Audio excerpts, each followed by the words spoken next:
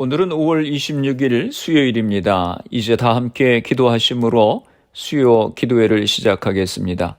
살아계신 아버지 하나님, 은혜와 사랑을 감사합니다.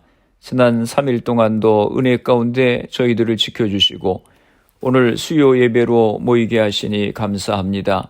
주님의 말씀을 사모하여 예배 자리에 섰사오니 주님께서 저희들을 만나주시고 은혜를 허락하여 주시옵소서. 코로나의 어려운 상황 가운데서도 저희들을 지켜주시고 예배 자리를 잃어버리지 않게 하시고 날마다 주님과 동행하는 저희들이 되게 하여 주시옵소서. 예수님의 이름으로 기도드리옵나이다. 아멘. 오늘 우리에게 주시는 하나님의 말씀은 마태복음 15장 21절에서 28절까지 말씀입니다. 예수께서 거기서 나가사 두로와 시돈 지방으로 들어가시니 가나안 여자 하나가 그 지경에서 나와서 소리질러 이르되 주 다윗의 자손이여 나를 불쌍히 여기소서. 내 딸이 흉악하게 귀신 들렸나이다 하되 예수는 한 말씀도 대답하지 아니하시니 제자들이 와서 청하여 말하되 그 여자가 우리 뒤에서 소리를 지르오니 그를 보내소서. 예수께서 대답하여 이르시되 나는 이스라엘 집에 잃어버린 양 외에는 다른 데로 보내심을 받지 아니하였노라 하시니 여자가 와서 예수께 절하며 이르되 주여 저를 도우소서. 대답하여 이르시되 자녀의 떡을 취하여 개들에게 던짐이 마땅하지 아니하니라. 여자가 이르되 주여 올소이다마는 개들도 제 주인의 상에서 떨어지는 부스러기를 먹나이다 하니 이에 예수께서 대답하여 이르시되 여자여 내 믿음이 크도다. 내 소원대로 되리라 하시니 그때로부터 그의 딸이 나으니라. 아멘. 할렐루야. 예수님께서 갈릴리에서 사역을 하실 때 많은 이적과 기적을 베푸셨습니다. 오병이어의 기적을 베푸시고 물 위를 걷기도 하시고 많은 병자들을 고쳐주셨습니다. 그러니 많은 사람들에게 소문이 나고 사람들이 예수님을 쫓아다니며 말씀을 듣고 기적을 행하시는 것을 보기도 했습니다. 그래서 군중들 중에는 예수님을 생각하기에 이분이 우리가 기다리는 메시아이신가 보다 하고 생각하는 사람들도 있었습니다. 그러나 예수님의 인기가 올라가면 올라갈수록 예수님을 미워하고 견제하고 방해하는 사람들이 생겼는데 이 사람들은 유대 기득권자들인 바리새인들, 서기관들이었습니다. 그래서 마태복음 15장 1절 이하를 보면 예루살렘의 종교 지도자들이 갈릴리에서 사역을 하시는 예수님을 감시하는 그런 사람들을 파송한 것을 보게 됩니다. 그래서 그들이 예수님을 따라다니면서 일일이 지적을 합니다. 예를 들면 왜 당신의 제자들은 떡 먹을 때에 손을 씻지 않느냐 하는 이런 지적들이었습니다. 그들은 속으로 하나님의 말씀을 순종하지 않고 겉으로만 형식적으로 따르면서 남을 지적하였습니다. 그래서 예수님께서 그들을 향해서 외식하는 자들아 라고 지적하시고 이사야서의 말씀 이 백성이 입술로는 나를 공경하되 마음은 내게서 멀도다 라고 말씀하셨습니다. 겉으로 순종하는 척하지 말고 속으로부터 하나님을 경외하고 말씀을 순종해야 됨을 지적하셨습니다. 내면으로부터의 순종이 참으로 중요한 것임을 말씀하셨습니다. 그렇습니다. 마음으로부터 하나님을 경외하고 순종할 때 하나님의 말씀을 진정으로 따르고 행할 수 있는 것입니다. 왜 우리가 예수를 믿으면서도 지식으로는 아는데 순종하지 못합니까? 진정으로 알지 못하기 때문입니다. 마음으로 알지 못하기 때문에 우리의 삶에 변화가 없는 것입니다. 예수님께서 이제 유대 종교 지도자들과의 긴장을 직감하시고 유대인의 거주지와 헤롯의 관할권에서 벗어난 안전한 처소로 피하셨습니다.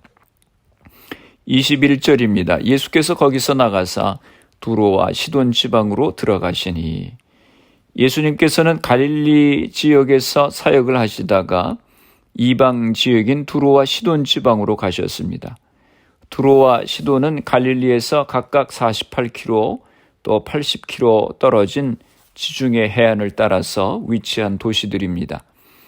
유대인의 강한 반발에 부딪힌 예수님께서는 복음을 거절하는 유대인들을 떠나서 이방인들에게로 나아가셨습니다. 그때 한 이방인 가나안 여인이 예수님께 나와왔습니다. 22절입니다. 가나안 여자 하나가 그 지경에서 나와서 소리질러 이르되 주 다윗의 자손이여 나를 불쌍히 여기소서 내 딸이 흉악하게 귀신 들렸나이다 하되. 가나안 여인이 그녀의 집과 마을에서 예수님께 나와서 주 다윗의 자손이여 라고 하면서 자비를 구했습니다. 아마도 이 가나안 여인은 갈릴리 지역 경계에 살고 있었기 때문에 예수님께서 귀신을 쫓아내시는 사역에 대한 명성을 익히 들어 알고 있었을 것입니다. 그녀는 예수님께 나와서 나를 불쌍히 여기소서 내 딸이 흉악하게 귀신 들렸나이다 하고 외쳤습니다. 가나안 여인은 고통당하는 딸과 자신을 동일시하여 애끓는 심정으로 예수님의 자비의 심정에 호소를 했습니다. 나를 불쌍히 여기소서. 아주 간절하게 예수님의 은혜를 구했습니다. 마태복음 9장 27절에도 보면 예수님께서 거리를 지나가실 때 두 맹인이 예수님을 따라오며 소리를 질렀습니다. 다윗의 자손이여 우리를 불쌍히 여기소서. 그때 예수님께서 두 맹인에게 가셔서 물으셨습니다. 내가 능히 이 일을 할 줄을 믿느냐? 그들이 대답합니다. 주여 그러하오이다. 그러자 예수님께서 뭐라고 하셨습니까? 그들의 눈을 만지시며 이르시되 너희 믿음대로 되라 하시니. 여인이 나를 불쌍히 여기소서라고 예수님께 고백하며 나아가는 것은 예수님께서 그의 귀신 들린 딸을 고쳐주실 것을 분명히 믿는 믿음의 고백인 것입니다.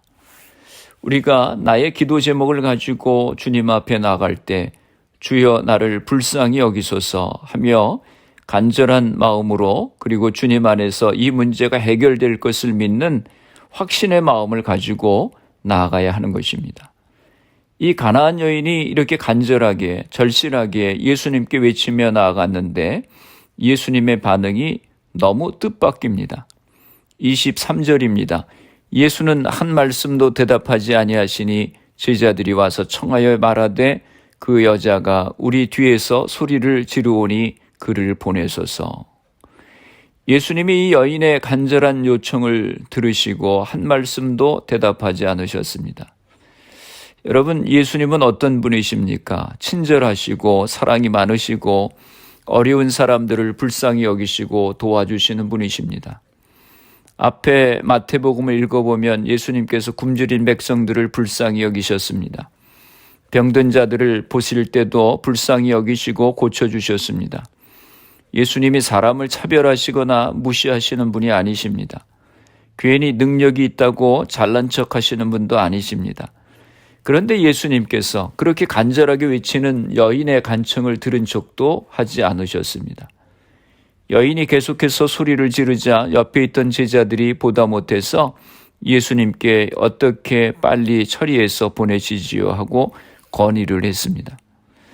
그러자 예수님께서 그 여인에게 말씀하십니다. 24절입니다. 예수께서 대답하여 이르시되 나는 이스라엘 집에 잃어버린 양 외에는 다른 데로 보내심을 받지 아니하였노라 하시니. 예수님께서 처음에는 침묵으로 대응하시다가 이번에는 아주 냉정하게 거절하십니다. 나는 이스라엘 집에 잃어버린 양 외에는 다른 데로 보내심을 받지 않았다. 이 말씀은 마태복음 10장 6절에서 예수님께서 제자들에게 주신 선교 명령을 반복하신 것이기도 합니다. 그렇다고 구원이 유대인에게만 국한되어 있는 것은 아닙니다. 예수님에게 이런 면이 있으셨나 할 정도로 냉정하게 예수님께서 여인에게 말씀을 하셨습니다.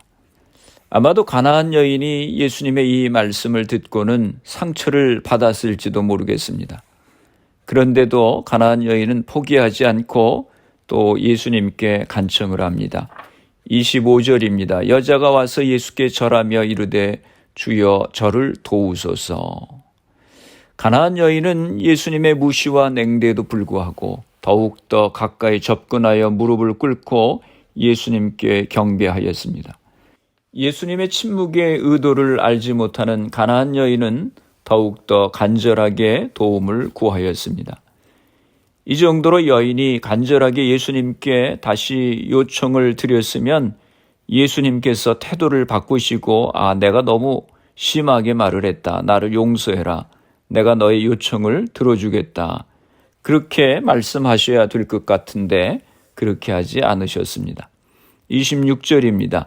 대답하여 이르시되 자녀의 떡을 취하여 개들에게 던짐이 마땅하지 아니하니라. 여기에서 자녀는 이스라엘을 말하고 개들은 유대인들이 이방인들을 빗대서 자주 불렀던 별명입니다. 예수님은 다시 한번 이 가나안 여인에게 모질게 말씀을 하셨습니다.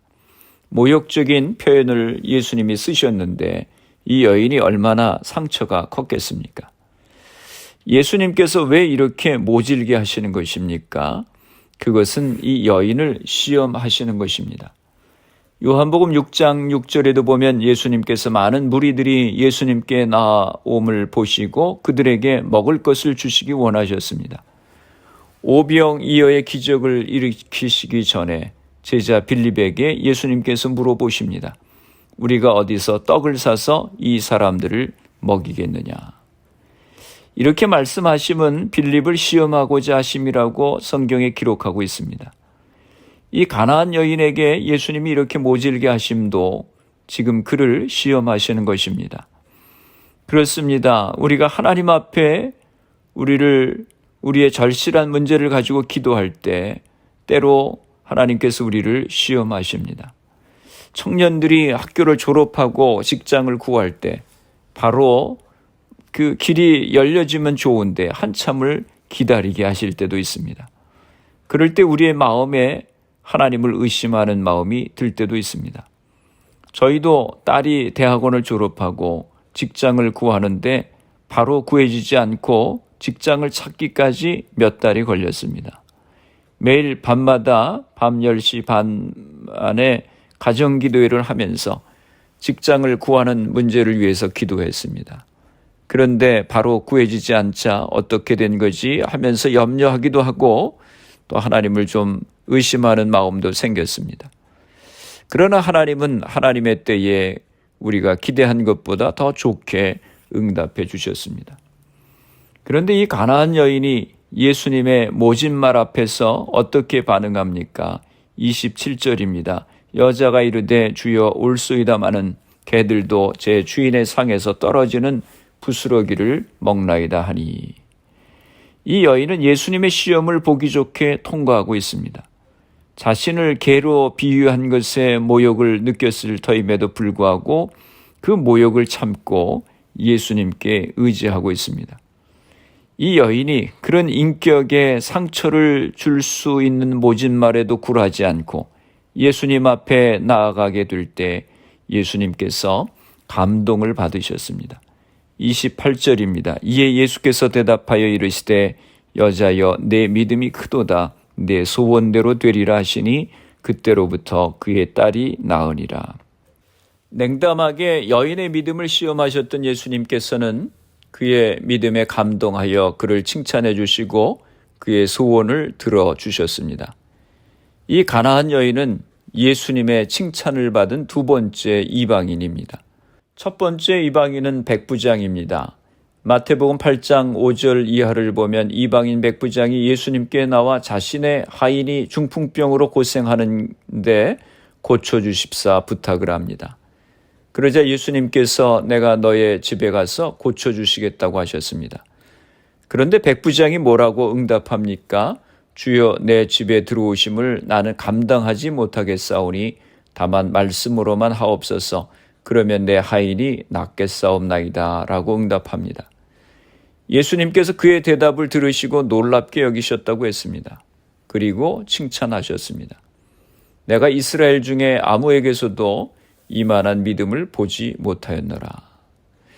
여러분, 믿음이 무엇입니까? 예수님을 온전히 신뢰하는 것입니다. 주여 저를 불쌍히 여겨 주옵소서. 겸손한 마음으로 인내하며 주님 앞에 나아가는 것입니다. 이 여인의 믿음은 바로 앞에 나왔던 바리새파 사람들과 대조됩니다. 바리새파 사람들은 예수님 앞에서 낮아지기를 거부했습니다.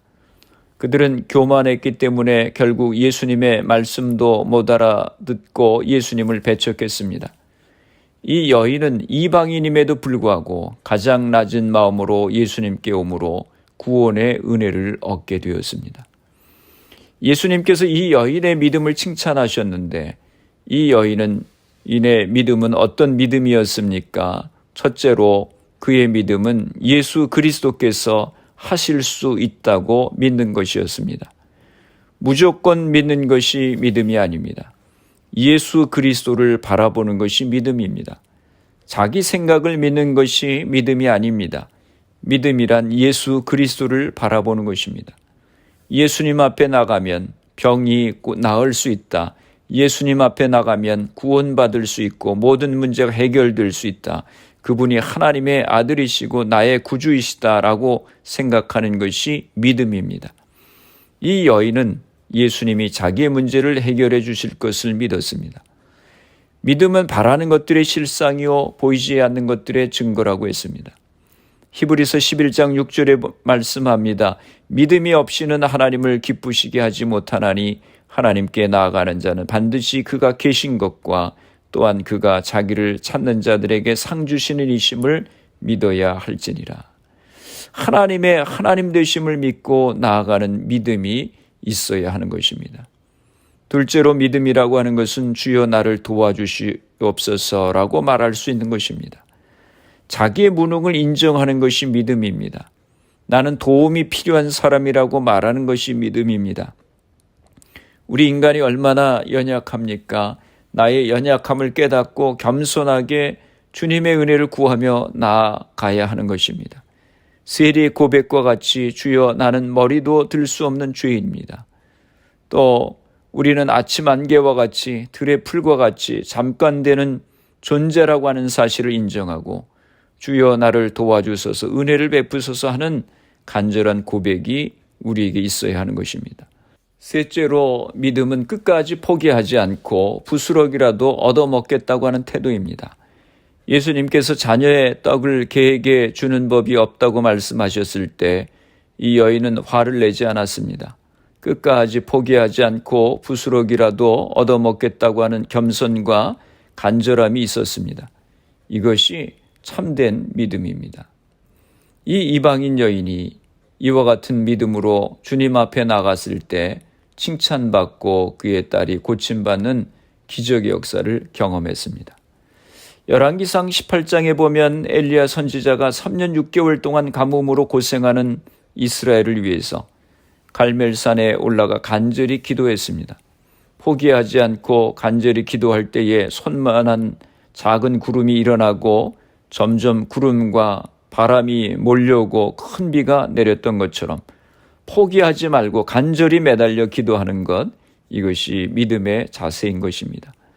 가나안 여인은 예수님이 메시아이심을 믿고 자신의 딸을 고쳐주실 것을 믿고 예수님이 멸시하시는 시험을 이기고 잘 견디며 겸손히 주님 앞에 나아감으로 은혜를 입었습니다. 오늘 우리도 신앙생활할 때에 주님께서 전능하신 주님이심이라고 하는 분명한 믿음의 확신을 가지고 시험도 이기고 겸손함으로 온전히 주님을 신뢰하는 믿음을 가져야 하겠습니다. 기도하겠습니다. 살아계신 아버지 하나님, 은혜와 사랑을 감사합니다. 오늘 가나안 여인을 통해서 칭찬받는 믿음을 보았습니다. 저희들에게 믿음을 더하여 주셔서 나의 문제를 주님 앞에 가지고 나가면 해결받을 수 있다고 하는 믿음으로 주님 앞에 기도할 수 있는 저희가 되게 하여 주시옵소서.